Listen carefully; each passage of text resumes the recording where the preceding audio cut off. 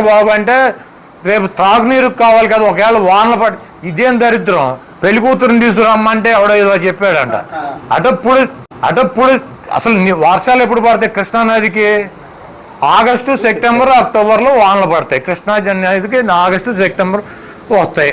ఇప్పుడు అసలు వాళ్ళ ఆగస్టు 3వ తారీఖు 4వ తారీఖు వచ్చింది. అసలు ఆగస్టు ఫస్ట్ వీక్లోనే పెళ్లి కూతురుని తీసుకురండి అంటే అక్టోబర్ రేపు సమ్మర్కి వాటర్ తాగడానికి నీళ్ళు లేకపోతే ఏం చేయాలంటారు. అంటే సమ్మర్కి ఇవన్నీ నిండినాక పంటలన్నీ ఎండిపోయి మొత్తం నాశనం అయిపోయినాక అప్పుడు అక్టోబర్లో ఫ్లడ్ వచ్చిందని ఇవన్నీ సముద్రంలోకి వదులుతారు.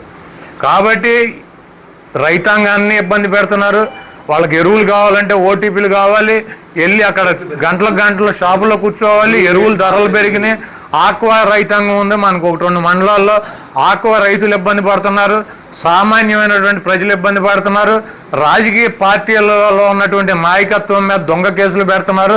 వాళ్ళ భార్యలు బట్టలు వాళ్ళే చించేసుకుంటున్నారు, మన మీద కేసులు పెడుతున్నారు తీసుకొచ్చి. నిన్న అనంతపూర్లో విషయాల్లో మన ఎమ్మెల్యే చూశారు కదా, విరూపాక్షి అతను వెళ్ళాడు, మాట్లాడాడు, వచ్చేసాడు. రాత్రి ఇంటికాడ పోడుకుంటే తలుపులు బాగా కూడా తీసుకుపోయారు. ఏంట్రా అంటే అమ్మాయి బట్టలు చించేశాడు అని చెబుతున్నారు. సరే బట్టలు చించేయడం ఏంటంటే చూస్తే పొద్దున్నే వీడియో అలా ఆయనే చించేస్తున్నాడు, బట్టలు చించేసి ఆ ఎమ్మెల్యే చించాడని చెబుతున్నారు. మళ్ళీ ఆ కేసుకు మళ్ళీ బెయిల్ వచ్చేద్దామో, ఈ దొంగ వీడియో బయటకు వచ్చింది కదా, మరి బెయిల్ వచ్చేద్దామని చెప్పి మళ్ళీ పొద్దున్నేనంట కారు సీజ్ చేశారంట. కారు ఎందుకు సీజ్ చేస్తారు? ఎమ్మెల్యేది సీజ్ చేశారంట. సీజ్ చేస్తేనంటే ఆ కారులో రాడ్లు కత్తులు ఉన్నాయంట. ఏమంటే ఎవడప్పుడు నన్ను అరెస్ట్ చేసి పట్టుకుపోతారు.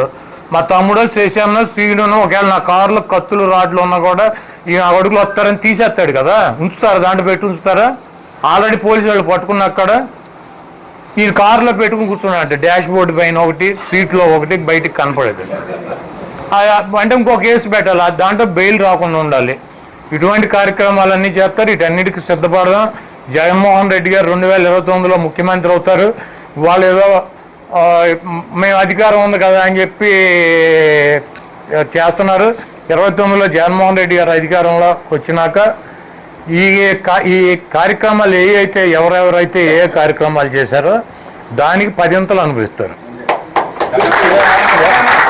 1, 2, 3 కాదు, 10 అనుభవిస్తారు. జగన్మోహన్ రెడ్డి గారిని, ఈ వైఎస్ఆర్ కాంగ్రెస్ పార్టీని ఇటువంటి ఉడతూపులతో, ఇటువంటి అక్రమ కేసులతో, ఇటువంటి నిర్బంధాలతో జగన్మోహన్ రెడ్డి గారిని ఒక్క అంగుళం కూడా ఆపలేరు వీళ్ళు ఎవరో కూడా. జగన్మోహన్ రెడ్డి గారు నీతిగా, నిజాయితీగా, అబద్ధం ఆడకుండా ప్రజలను నమ్ముకొని ప్రజల కోసం పార్టీ పెట్టి అదే దారిలో పోరాటం చేస్తున్నటువంటి వీరుడు జగన్మోహన్ రెడ్డి.